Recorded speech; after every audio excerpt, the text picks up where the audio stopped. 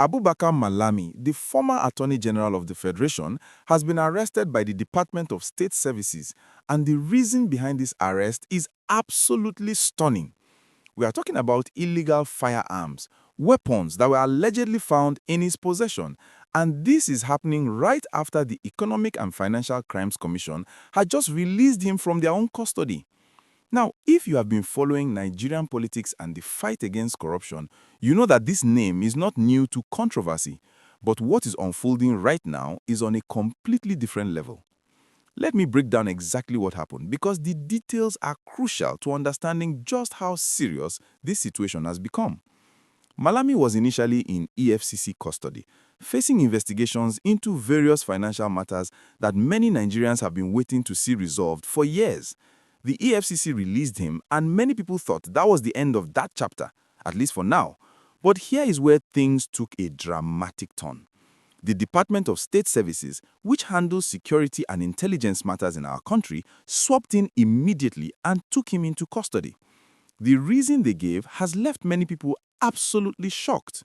According to reports coming from credible sources, the DSS discovered illegal firearms and weapons during their investigation, and these weapons were allegedly linked to the former Attorney General. Now, you have to understand the gravity of what we are discussing here. This is not just any individual. This is someone who served as the Chief Law Officer of the Federal Republic of Nigeria, someone who was supposed to uphold the law and ensure that justice prevailed in our nation.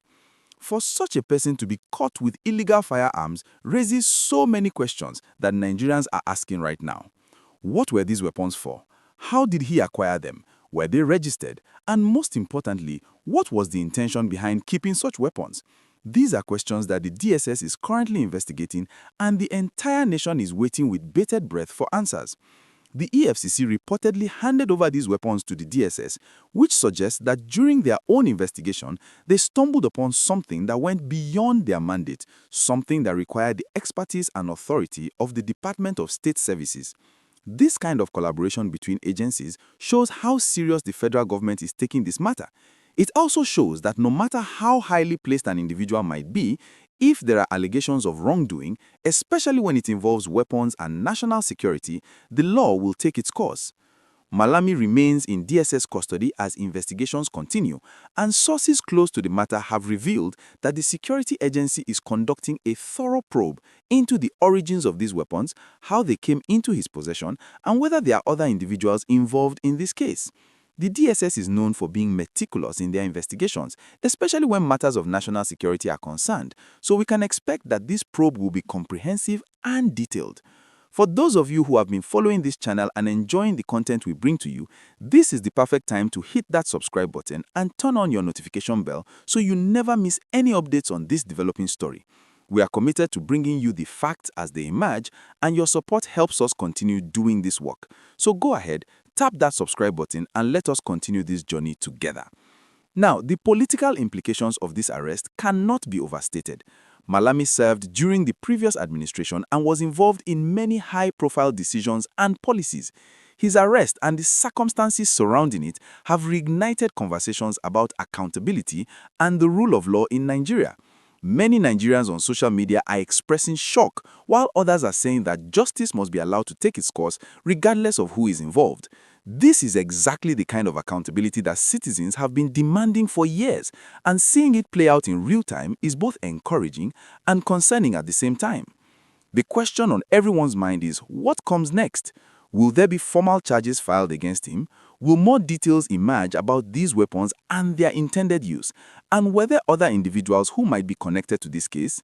These are all valid questions, and as investigations continue, we will likely get more clarity. What is certain is that this story is far from over, and the coming days and weeks will reveal much more about what really happened. This also raises broader questions about security in our country and how weapons find their way into the hands of individuals who should not have them. Nigeria has been battling various security challenges, from insurgency in the northeast to banditry in the northwest, and the issue of illegal weapons circulating in society has been a major concern. When someone of Malami's stature is allegedly found with illegal firearms, it underscores just how deep the problem goes and how much work needs to be done to address it. I want to hear from you in the comments section. What do you think about this arrest? Do you believe that justice will be served in this case? And what does this mean for the fight against corruption and the rule of law in Nigeria? Drop your thoughts below because your perspective matters, and this is a conversation that every Nigerian needs to be part of. Do not forget to like this video if you found it informative and share it with your friends and family so they can stay updated on what is happening in our country.